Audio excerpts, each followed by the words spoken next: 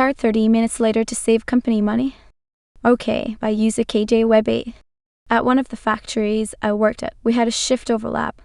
Each shift was there for 8.5 hours, with a half-hour unpaid lunch.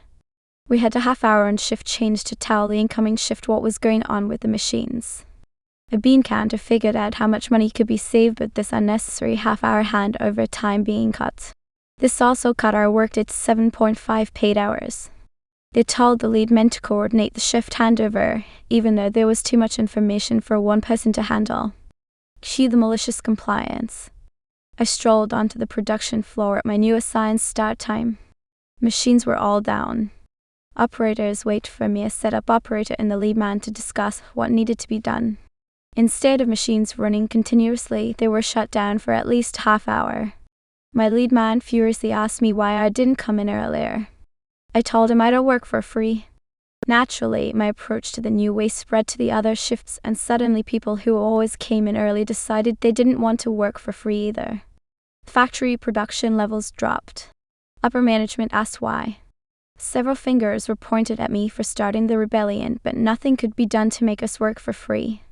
A week later, our hours were changed back. Smokers get more breaks. Hold my beer. This goes back about 10 years ago. Worked for a large telecommunications company as a call center supervisor. Most of my peers were smokers, and with the way schedules were set up, there were large chunks of the day where only 2 or 3 of us were on at the same time. Our manager insisted one of us always be visible on the call center floor while also performing our regular duties, performance reviews, call monitoring, escalations, and weekly one-on-ones with our team. I also had the largest team with consistently over 20 reporting to me. All this to set the stage. I noticed that I seemed to be the only supervisor actually during my time being visible, but every time I tried to carve out an hour or two for the rest of my job, they were always out smoking. It got to the point that I was working after hours just to stay caught up. I brought it up to my manager thinking she would discreetly monitor it. She didn't. Instead, in a supervisor meeting, she announced to the entire group that she knows we have a busy job and sometimes it seems imbalanced understatement, but that really the smokers were just taking their lunch out in short smoke break intervals instead, so it all worked out in the end. Cool. The next day, I came to work with a pack of cigarettes in my bag ready to go. The second I saw one of my peers going out to smoke, I went out with them. Timing the breaks. Lit cigarette in my hand the entire time.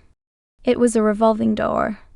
They were going out to smoke almost more than once an hour and usually out there for a solid 20 minutes each time. By the end of the first day doing this, I had timed one supervisor at nearly 2 hours worth of smoking breaks. I well exceeded my own lunch hour. So I started doing it every day. Pack small snacks to munch while out instead of taking my entire lunch.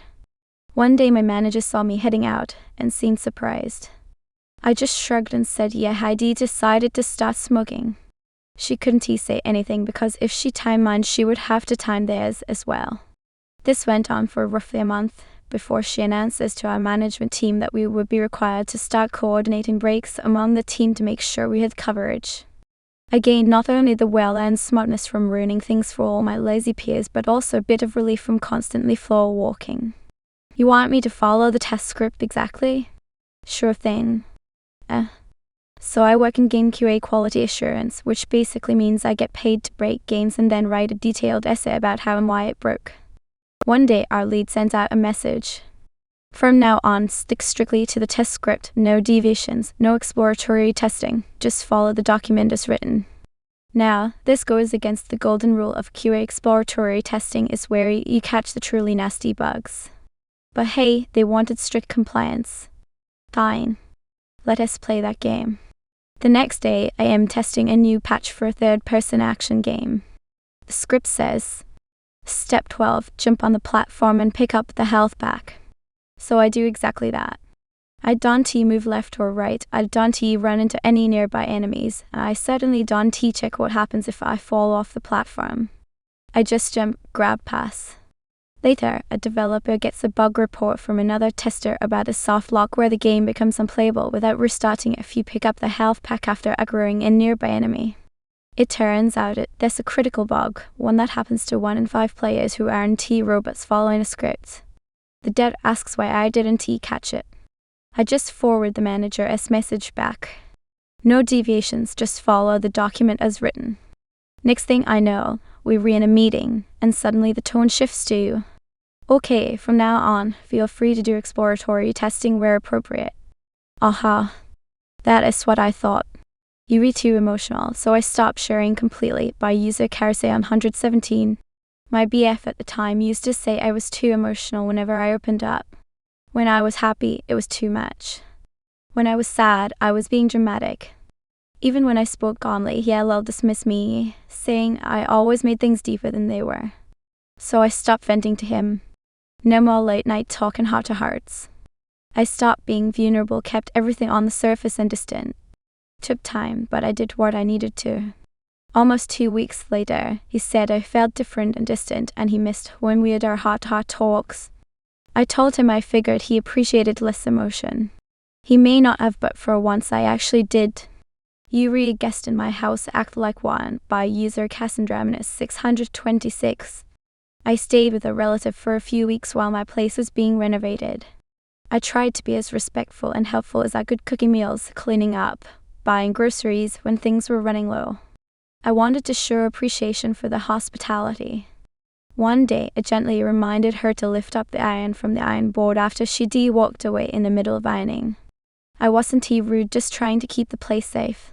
Instead of a thank you, I got snapped at. They told me I was a guest and should act like one. So I did exactly that.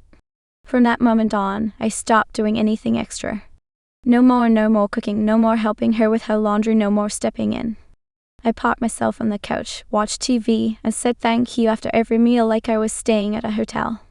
After 3 days, the energy shifted. She started looking stressed. Dishes piled up. The kitchen felt tense. Eventually, she looked at me and asked if I was just going to sit there. I smiled and told her I was simply being a guest, just like she asked. Suddenly, I was family again. She asked if I could help out like I usually do, and things changed till I left.